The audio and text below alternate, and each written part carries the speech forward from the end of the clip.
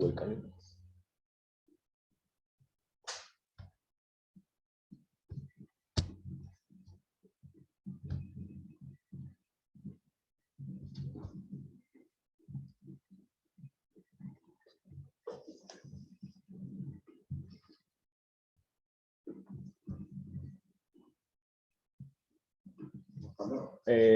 Bueno, vamos a arrancar con la segunda unidad, donde vamos a hablar todo lo que es la anatomía, qué función tiene la anatomía, cuál es la posición que elige la anatomía para hacer el estudio del cuerpo humano, como también los distintos tipos de cortes que vamos a ir viendo para poder ir relacionando el estudio. Primero que nada, sabemos que la posición anatómica perfecta, o lo ideal para poder estudiar el cuerpo humano, es, primero que nada, es una posición vertical, cabeza y mirada. Los dedos van a estar dirigidos anteriormente hacia adelante, como lo vemos acá. Brazos adyacentes a los lados. Y los miembros inferiores se van a encontrar junto a los pies en forma paralela, dirigido en forma anterior. Las posiciones anatómicas, vamos a ver que hay distintos tipos de posiciones. La que por lo menos a mí me interesa por ahora es únicamente las de cúbito. Cuando hago referencia a una posición anatómica de cúbito dorsal, hago referencia a que el dorso del cuerpo humano va a estar apoyado sobre una superficie horizontal. Mientras que la de cúbito ventral, la superficie anterior del cuerpo humano, va a estar apoyado sobre una superficie horizontal. Y cuando hago referencia al de cúbito lateral, esta puede ser derecha o izquierda, el cuerpo va a estar apoyado, ¿no es cierto?, sobre una plataforma, y puede ser abarcando la parte derecha o izquierda del cuerpo, siempre el mismo va a estar apoyado sobre una superficie horizontal. Esto en la parte de instrumentación quirúrgica, bueno, es mucho más complejo, pero en ustedes lo único que quiero que sepamos qué es la posición de cúbito y los tipos que existen. También la anatomía que hace los términos de relación para poder estudiar cualquier parte del cuerpo humano. Vamos a ver que vamos a encontrar el término, el ejemplo acá de la fotografía esta, el significado y el ejemplo. Por ejemplo, el término superior es de acá hacia la parte superior de la cabeza. Encontramos que también se va a denominar cefálico. Significa que se aproxima, todo lo que está relacionado a los órganos se van a aproximar a la cabeza. Un ejemplo sería, por ejemplo, el corazón es superior al estómago. Sabemos que el estómago va a estar acá y el corazón en la caja torácica. Ese término de relación digo que es cefálico. Otro término importante es el término inferior, o también llamado caudal. Se caracteriza porque se aproxima a los pies. Podemos decir que el estómago es inferior al corazón, como vimos recién, ya que el corazón se encuentra en la cavidad torácica y el estómago en la cavidad abdominal. Otro término de relación es el medial. El medial hace referencia a la parte interna. Es próximo al plano medio. Sabemos que la parte o la línea alba es la línea que atraviesa, digamos, todo lo que sería el cuerpo humano por la mitad. Eso hace referencia a la aproximación del plano del medio. Yo puedo decir, por ejemplo, que el quinto dedo se encuentra en la cara medial de la mano. ¿Por qué? Sabemos que los dedos, anatómicamente, podemos clasificar falange 1, 2, 3, 4 y 5. Yo digo que la falange 5 se encuentra en la cara medial de la mano. Otro término importante es el término lateral, o bien llamado también externo. Es todo lo que está por fuera de la línea media. Por ejemplo, yo puedo decir que el primer dedo se encuentra en la cara lateral de la mano, porque si ustedes lo relacionan, fíjense, el dedo 1 se encuentra alejado de la línea media, por lo tanto, yo lo relaciono como que está lateral de la mano. Otro tipo de término de relación es la relación anterior, también llamada ventral, que hace referencia a la parte de acá adelante, que se aproxima al lado ventral. Digamos que la parte anterior o ventral es la parte de adelante, el término posterior dorsal es la parte de atrás, que hace referencia a la columna dorsal. Para poder entender mejor estos dos términos, voy a hacer el siguiente ejemplo. Por ejemplo, en la parte anterior o ventral, yo digo que el esternón, que es el hueso que forma el tórax, es el hueso que uno toca para hacer los masajes, la reanimación cardiopulmonar, decimos que el esternón es anterior al corazón, pero a su vez el corazón es anterior a la columna, porque yo el hueso lo voy a encontrar a esta altura. Yo digo, el esternón es anterior al corazón, correcto, pero a su vez el corazón es anterior a la columna vertebral. Con respecto al término posterior dorsal, hace referencia justamente, se aproxima al dorso, que es la parte de atrás. Yo digo que los riñones son posteriores al intestino, correcto, porque los riñones son los únicos órganos retroperitoneales que encontramos en la cavidad abdominal. Sabemos que se encuentran, yo el ejemplo acá, justo digo que en los riñones, justamente que se encuentran en la parte retroperitoneal, son posterior al intestino, correcto, porque en la cavidad abdominal el intestino lo voy a encontrar acá. Y la relación que yo estoy haciendo es a nivel renal. También otro término importante que tenemos en la anatomía es ver los planos superficial. Cuando hablo plano superficial, hago referencia a todo lo que está externo al cuerpo humano. Y cuando hago referencia al plano profundo, es todo lo que está por dentro del mismo. Términos de comparación.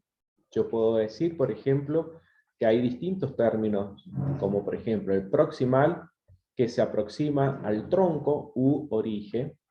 Sabemos que el tronco es la parte, justamente, las partes del cuerpo sabemos que es la cabeza, el tronco y la extremidad. Yo digo que el tronco se aproxima, hago referencia al término proximal. El ejemplo es, por ejemplo, el codo es proximal a la muñeca. Fíjense, en el codo está ahí, la muñeca está ahí. Yo digo que el codo es proximal a la misma.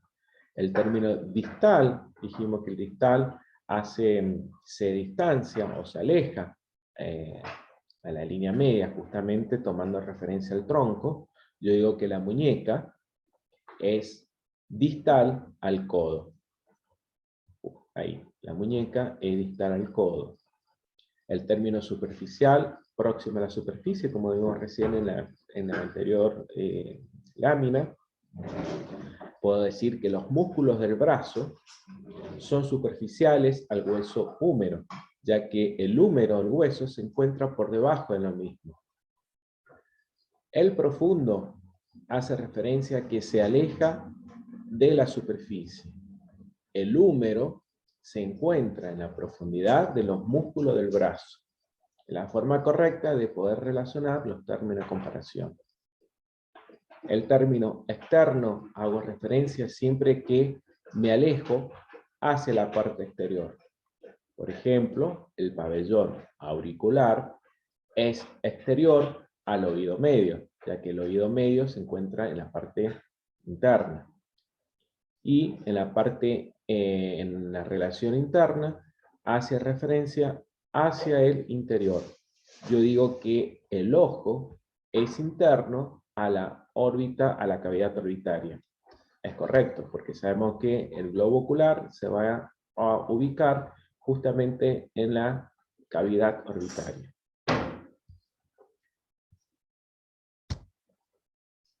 También la anatomía van a ver los distintos planos corporales.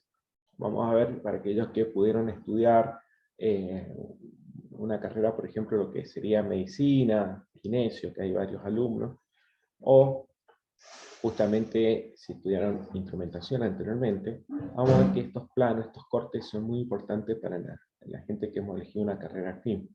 Pero yo a ustedes, lo único que les voy a pedir es que sepamos los 3 planos simples que tenemos en el cuerpo humano. Los planos son líneas o cortes imaginarios que hace la anatomía para poder diferenciar y estudiar, ¿no es cierto?, los órganos que encontramos en cada cavidad. Bien, yo digo que el primer plano es el plano coronal. Fíjense, acá tengo el cuerpo humano, con la posición anatómica correcta para su estudio, sus extremidades superiores están extendidas. Yo siempre, para poder estudiar, yo digo que el corte se va a hacer justamente a nivel de la corona, se hace un corte, y este corte coronal me va a permitir dividir el cuerpo en 2 partes iguales, una parte de adelante, que es la parte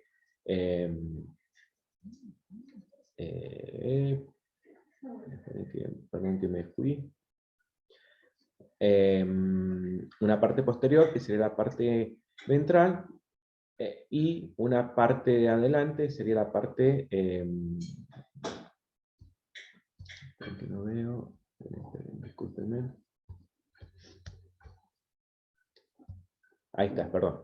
Dijimos que el plano coronal es un corte imaginario que hago justamente ahí. Yo tengo el cuerpo, hago este corte, me va a permitir dividir el cuerpo humano en 2 partes, una parte que es la parte anterior, es lo que yo tenía que decir, y la parte posterior, que sería la segunda parte, que me va a permitir de esta manera poder ver qué tipos de órganos podemos encontrar. Hay otro plano que es el plano sagital. Fíjense en que el plano sagital es el rojo que figura acá en la filmina, va a permitir dividir el cuerpo en 2 partes iguales, donde voy a encontrar una parte que es la parte lateral derecha y otra parte que es la izquierda. El tercer plano que me interesa que ustedes sepan es un plano imaginario que atraviesa el cuerpo por la mitad a nivel de la cavidad abdominal y divide el cuerpo en 2 partes. Una parte superior, llamada cefálica también, y una parte podálica o inferior, que sería la parte de abajo.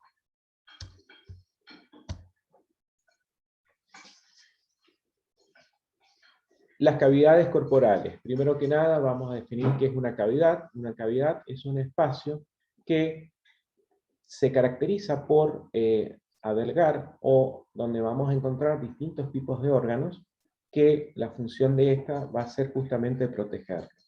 Vamos a ver que existen distintos tipos de cavidades, como puede decir, la primera cavidad importante es la cavidad dorsal, que abarca la cavidad craneal, que encontramos todos los órganos del encéfalo. La cavidad ventral es la cavidad que justamente en su interior encontramos la médula espinal.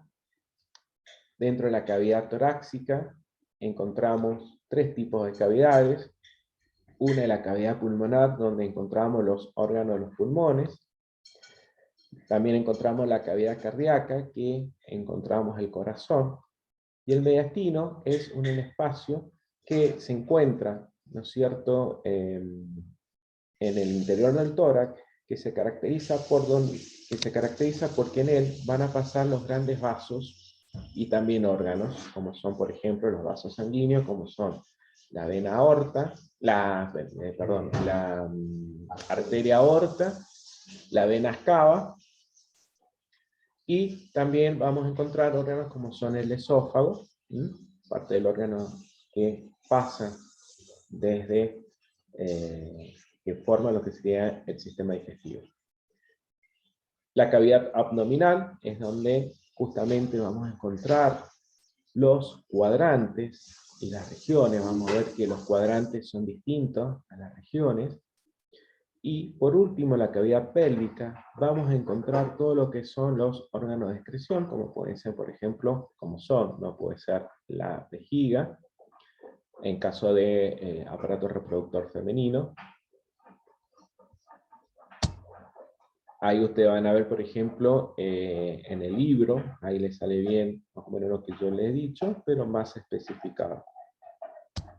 Vamos a ir a lo primero, a la cavidad abdominal. Sabemos que la cavidad abdominal, dijimos que encontramos los cuadrantes abdominales y las secciones del mismo.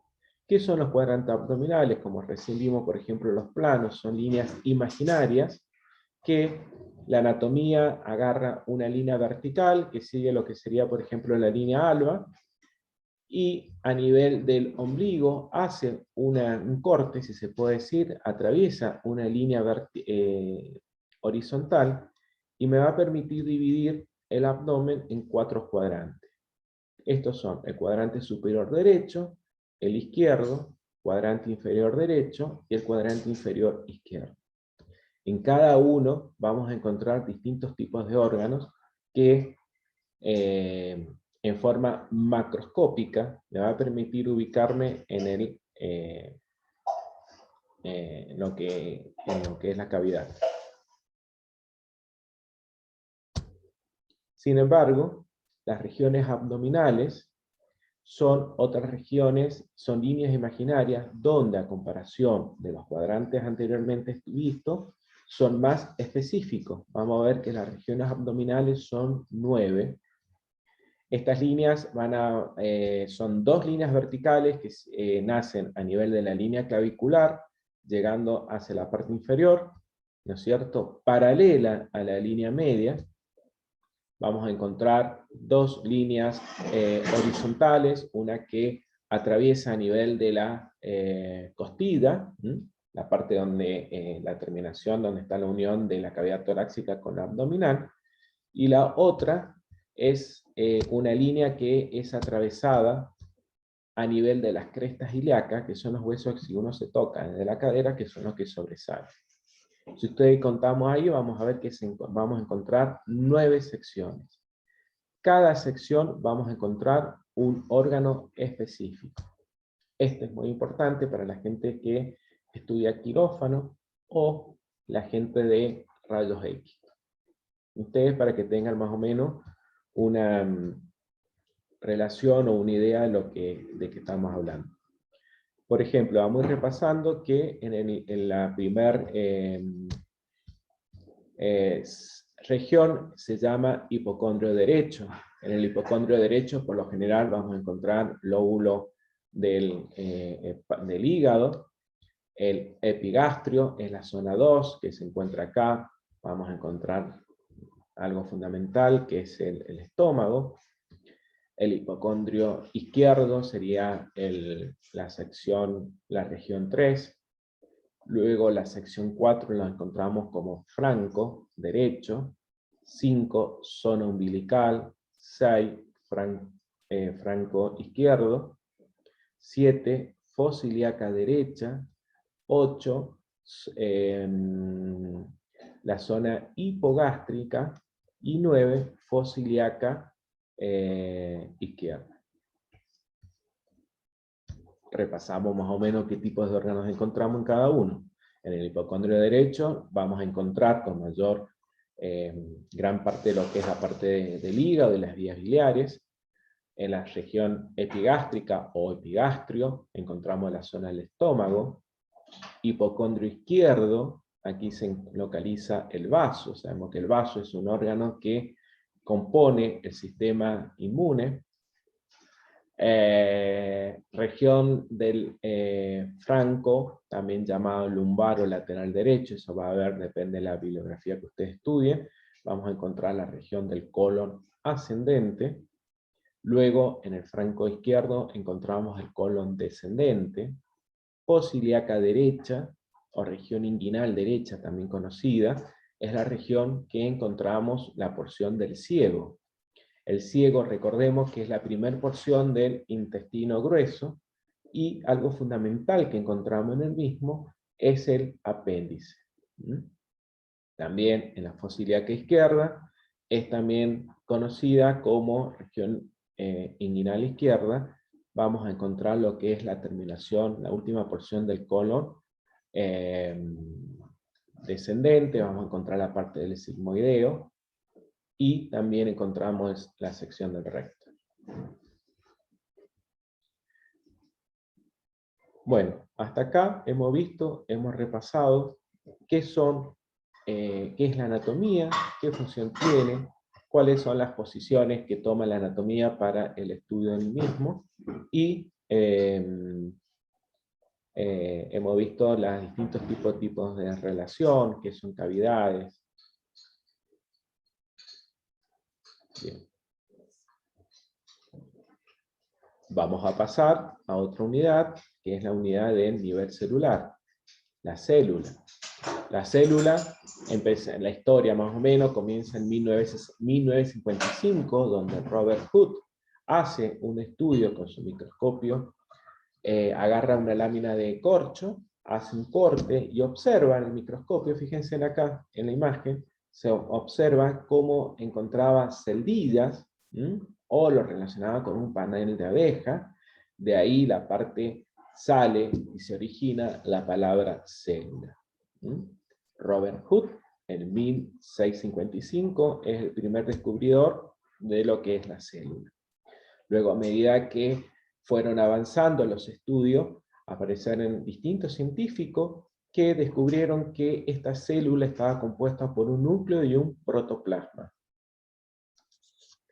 ¿Quiénes fueron estos científicos? Robert Brown en 1831 y Purkinje en 1839. Ambos descubren que esa célula, aparte de estar formada por una celdilla, estaba formada por un núcleo y un protoplasma. A medida que van pasando los años, en 1839 aparecen otros científicos y descubren que todas las cosas vivientes, dicen, se componen de células. Y de ahí nace más o menos lo que serían las teorías celulares, que vamos viendo que eso es lo que pudieron estudiar el pre de medicina, o lo que intentaron. Curtis descubre, profundiza mucho más en lo que yo le estoy dando, y en la parte más importante, la parte biológica.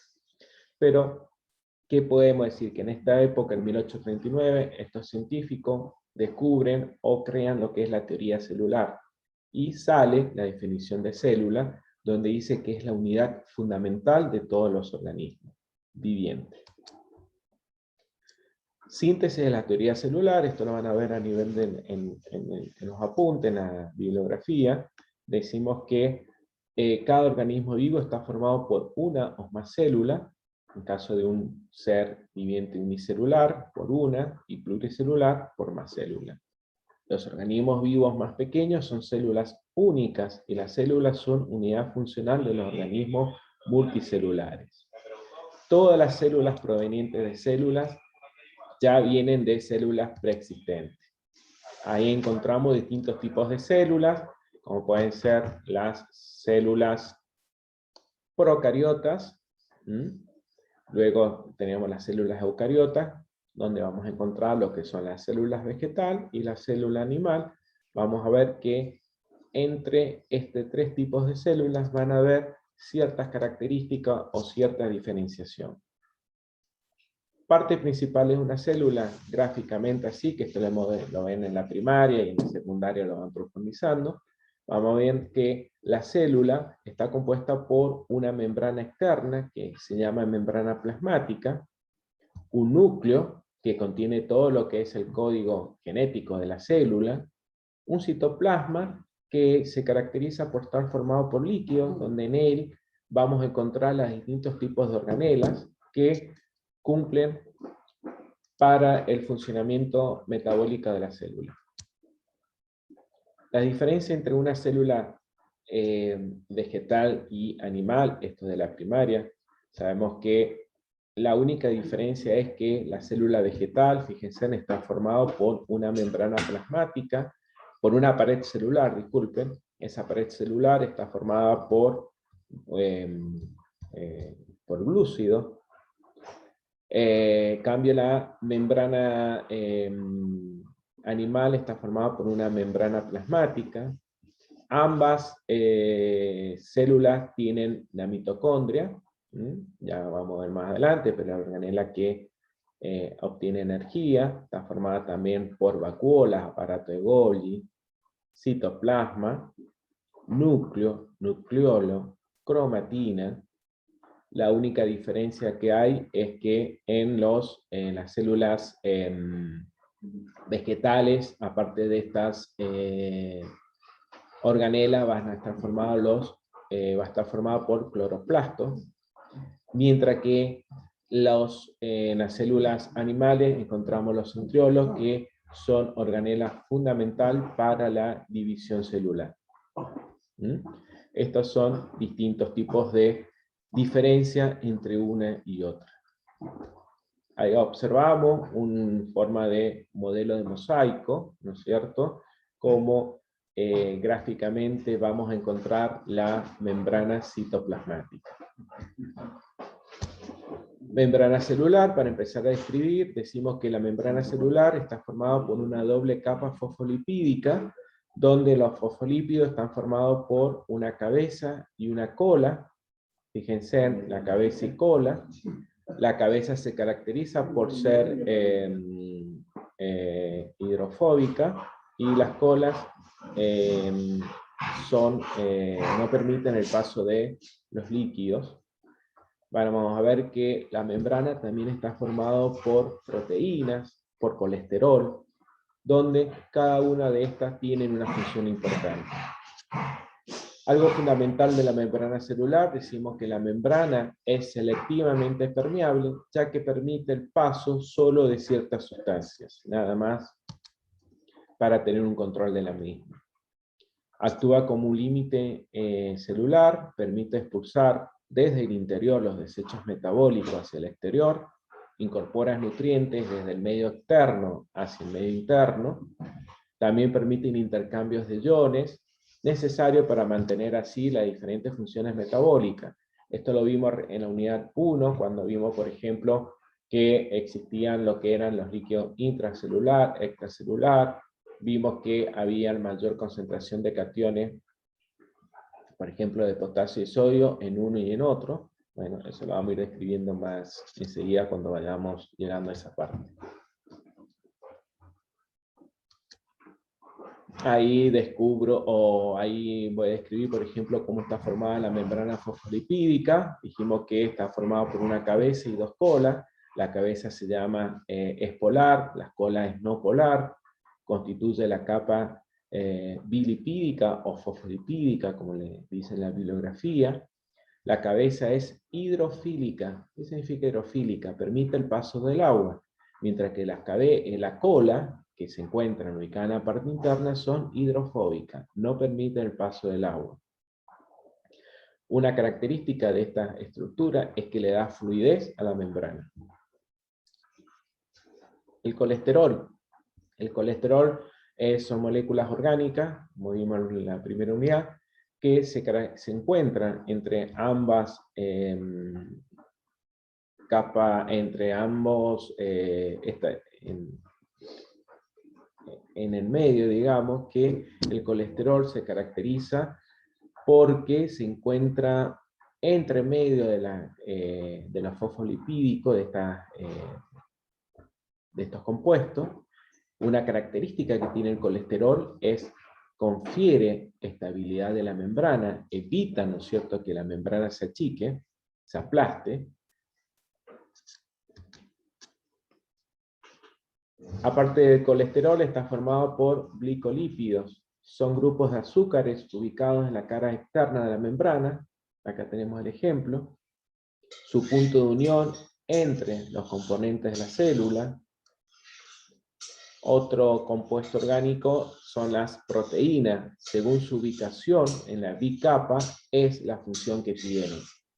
Vamos a encontrar proteínas, proteínas integrales y periféricas. Las proteínas intrínsecas son aquellas que atraviesan la capa bilipídica, y las proteínas periféricas solo se ubican en la cara externa o superficiales de la membrana.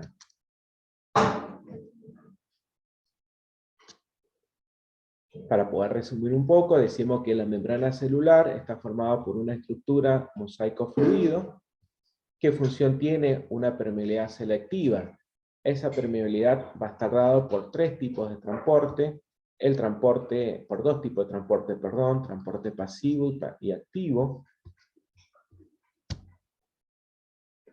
El transporte celular me va a permitir justamente el traspaso de sustancias como nutrientes desde el exterior hacia el interior de la célula, y como traspaso, ¿no es cierto?, de sustancias de desechos metabólicos desde el interior de la célula hacia el exterior. Este transporte se va a realizar por dos tipos de transporte. Uno es el activo, que se caracteriza justamente porque se utiliza, ¿no es cierto?, energía, mientras que el pasivo, el transporte, se va a dar y no va a requerir energía.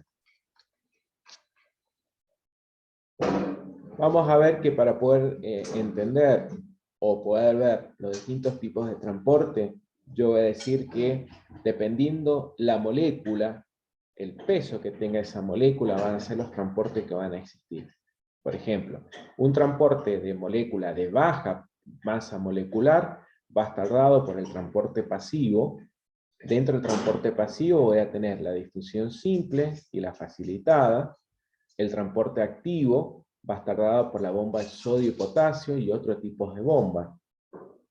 Para las moléculas que tienen un elevado peso molecular, que son macromoléculas, voy a utilizar o van a realizarse a través de otros sistemas, como son la endocitosis. Vamos a ver que la endocitosis me va a permitir la fagocitosis, la pinocitosis, y aquella que va a estar mediada por un receptor, exocitosis, y la transitosis. Ahora vamos a ir escribiendo cada una qué significa. Dentro del transporte pasivo, que se caracteriza porque no gasta energía, vamos a tener la difusión simple, donde el soluto difunde desde el lugar de mayor concentración a otro de menor concentración. Un ejemplo es la ósmosis y la diálisis. La ósmosis me va a permitir el movimiento de moléculas de agua a través de la membrana, mientras que la diálisis es la separación de sustancias que están juntas. Cuando hablo juntas, hablo de un soluto y un disolvente a través de una membrana. Después, otro tipo de transporte pasivo es la difusión facilitada. Es el pasaje de sustancia que va a estar medida por proteínas. Estas proteínas también son llamadas carrier o formadores de canales. Para poder entender, esta proteína, ¿qué significa? Son como carros, ¿no es cierto?, que hacen que las moléculas se adhieran a ella y permiten de esta manera el transporte de la misma. El transporte activo se caracteriza porque gasta energía. Un ejemplo está dado por la bomba sodio y potasio. El sodio se mantiene a una concentración más baja dentro de la célula, y el potasio se va a encontrar en más concentración. Para que haya este intercambio de sodio y potasio, va a requerir una energía importante, que va a estar aportada por la molécula de ATP. Por cada 3 moléculas de sodio transportadas al medio externo, la bomba ingresa 2 iones de potasio, generando de esta manera una diferencia de potencial eléctrica que me va a permitir de esta manera mantener siempre un equilibrio. Lo que hablamos en la unidad 1, tanto del líquido intracelular con el líquido extracelular. También dentro del transporte activo vamos a encontrar transportes mediados por vesículas. Se van a dar a través, para moléculas de mayor volumen, para microorganismos, fragmentos, y estas células son transportadas por este medio desde las células al exterior y viceversa. Vamos a encontrar la exocitosis. ¿Qué es la exocitosis? Estas vesículas se mueven de los complejos de Golgi hacia la superficie, se fusiona con su membrana, engloba, ¿no es cierto?, el contenido y lo extrae hacia el exterior. Por lo general se va a dar en caso de los desechos metabólicos de la célula. La endocitosis incorpora la sustancia, ¿no es cierto?, desde el exterior de la célula hacia el interior, llevando los nutrientes para que se pueda metabolizar. Existen dos formas de endocitosis: la fagocitosis y la pinocitosis. La diferencia entre una y otra es que la fagocitosis transporta moléculas sólidas y la pinocitosis solo agua.